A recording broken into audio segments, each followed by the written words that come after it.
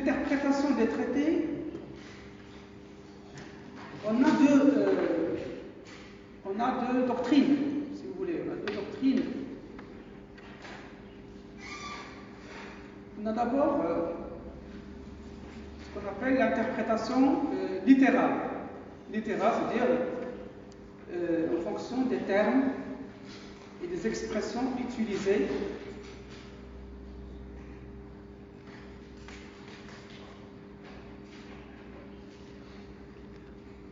dans le sens qu'on leur donne, dans le sens étymologique qu'on leur donne. Donc, c'est une interprétation littérale, harfiya, littérale. Donc, on va voir ce que vraiment signifie chaque terme, chaque expression. Donc, l'interprétation là, elle est limitée. Pas lire entre les lignes, comme on dit. On ne peut pas surinterpréter, ou interpréter largement, ou contextualiser l'interprétation. Donc, lier le terme à un contexte, ça c'est la doctrine de l'interprétation littérale. Mais ce n'est pas la doctrine qui a été retenue, qui est dominante. Aujourd'hui, l'interprétation des traités se fait selon plusieurs critères. Aujourd'hui, l'interprétation des traités se fait selon plusieurs critères. Brièvement, vous retenez, donc, le premier critère, c'est le sens. Bien sûr, il faut faire confiance, se fier au sens courant des termes, des mots, etc.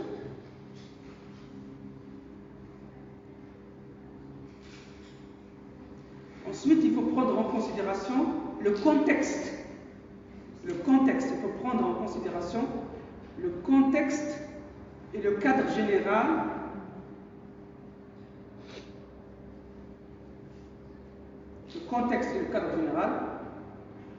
de la conclusion, lors de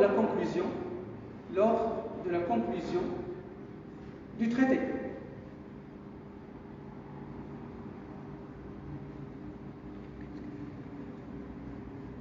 Parce que parfois les termes peuvent avoir deux significations différentes soit selon l'époque, parfois les termes, parce que la langue elle évolue avec le temps, et même dans des contextes différents, les termes ne peuvent pas toujours, donc il faut les contextualiser. Voilà.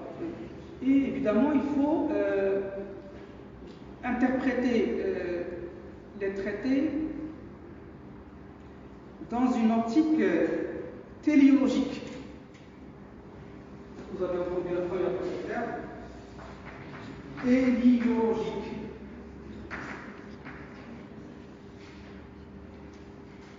Est-ce que vous avez le sens aussi téléologique? C'est utilisé dans toutes les langues.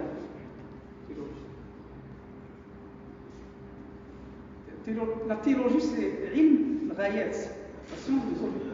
Donc, théologie, dans un sens théologique, c'est-à-dire selon les objectifs et les finalités, les finalités du traité.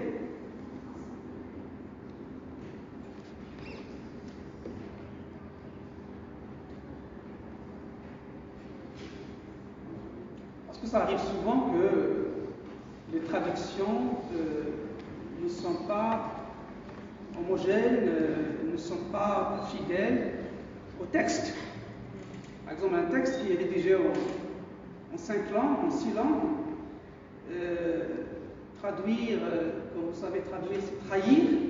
Et donc, parfois, on a un conflit, rien qu'au sujet de la signification des termes.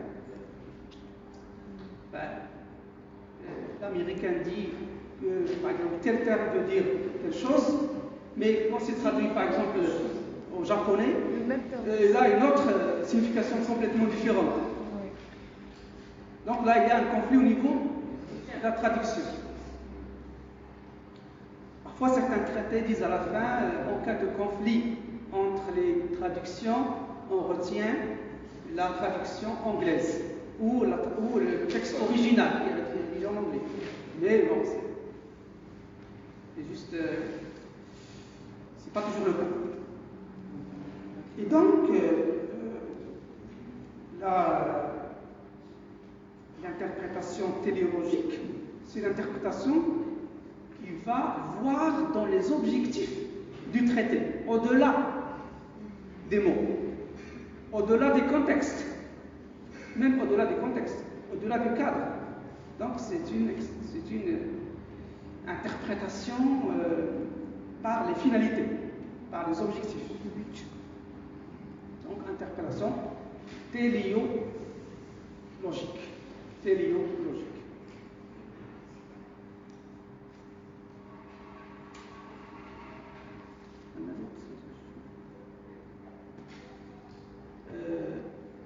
Arrivons donc au conflit des conventions.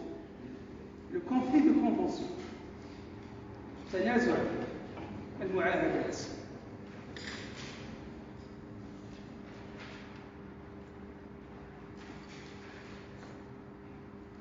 Comme il y a conflit des lois, il y a également conflit des conventions quand les droits et obligations qui sont produites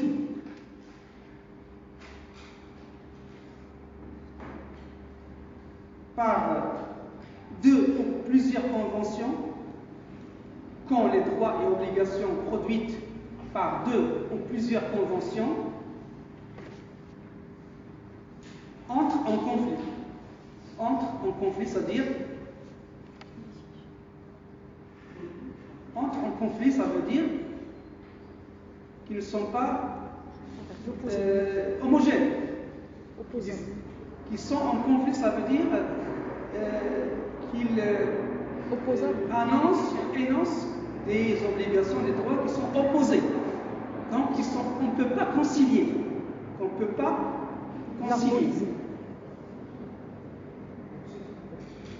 Pardon?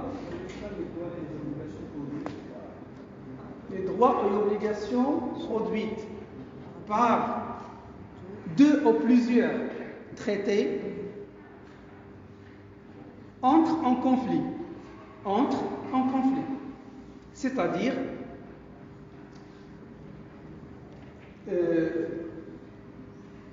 tout simplement disent des choses opposées. On peut dire tout simplement des choses opposées ou des choses inconciliables. Donc par exemple, je donne un exemple concret. On a un accord, par exemple, de libre-échange et d'investissement. Dans cet accord,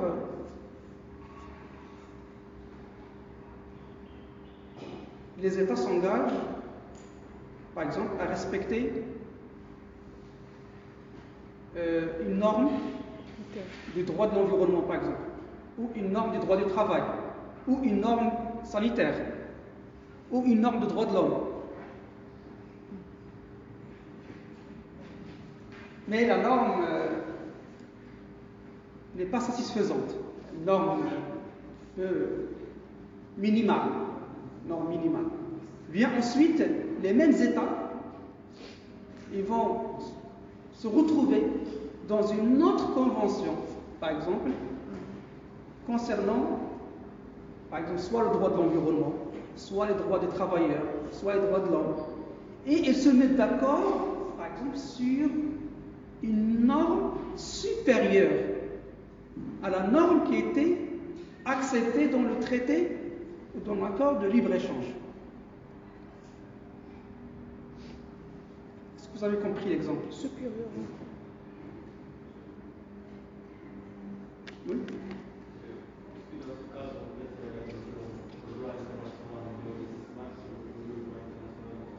Voilà, tout simplement.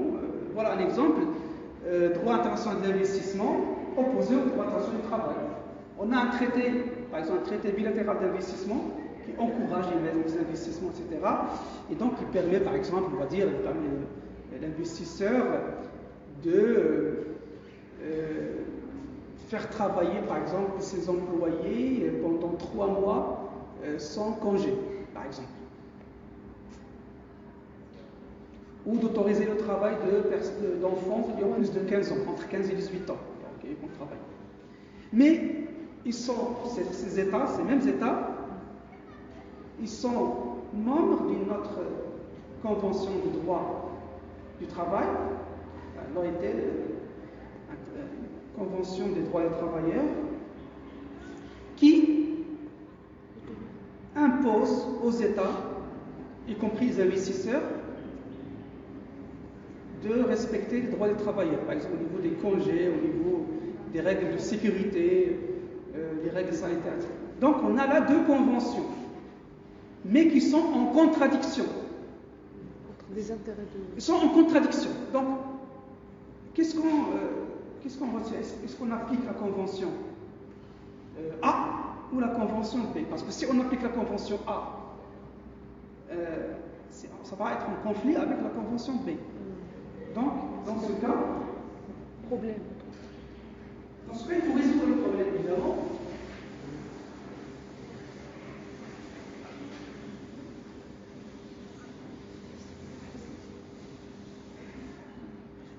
Et on a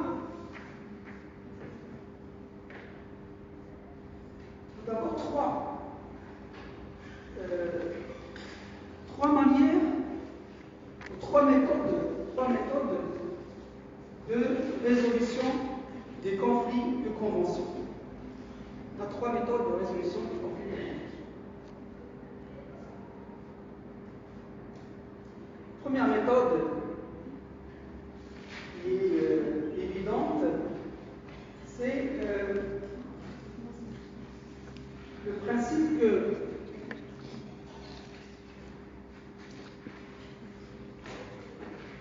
les conventions ultérieures,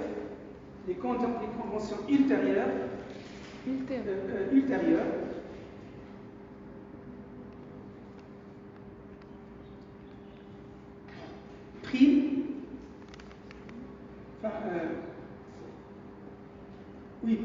sur les conventions antérieures.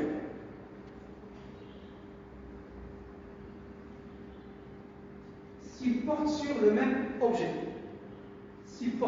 objet. Donc, le principe, Allah yansahu sabiq. Donc, les conventions ultérieures, il annule les conventions antérieures.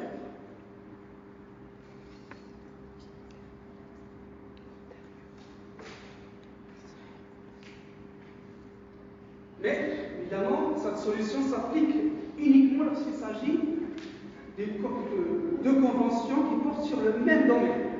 C'est comme une modification. Comme une modification. Abrogation et... Deuxième méthode,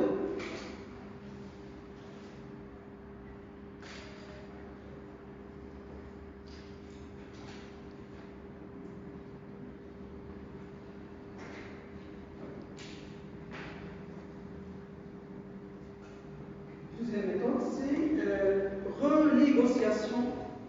renégociation d'une modification, c'est-à-dire d'une modification de la convention.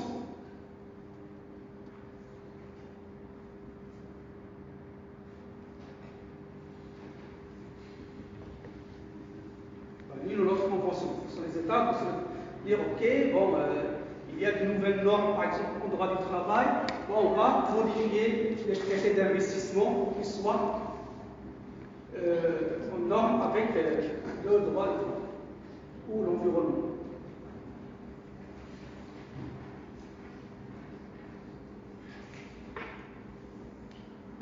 Donc là, il y a un point,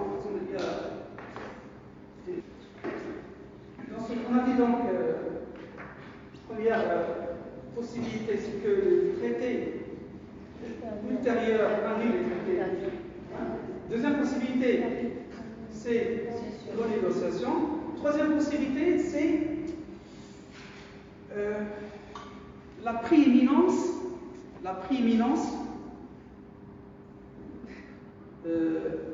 des conventions des droits de l'homme. Donc les conventions des droits de l'homme sont automatiquement avantagées, sont plus supérieures, on va dire, aux autres conventions. Donc s'il y a conflit entre, par exemple, un accord de coopération judiciaire, par exemple, et une convention de droits de l'homme, automatiquement c'est la convention de droits de l'homme qui va être privilégiée.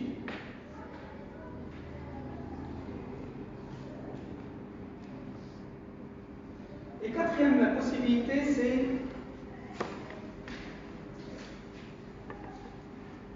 la décision politique. La décision politique, c'est-à-dire qu'on n'est plus dans le droit international, c'est qu'il faut prendre une décision politique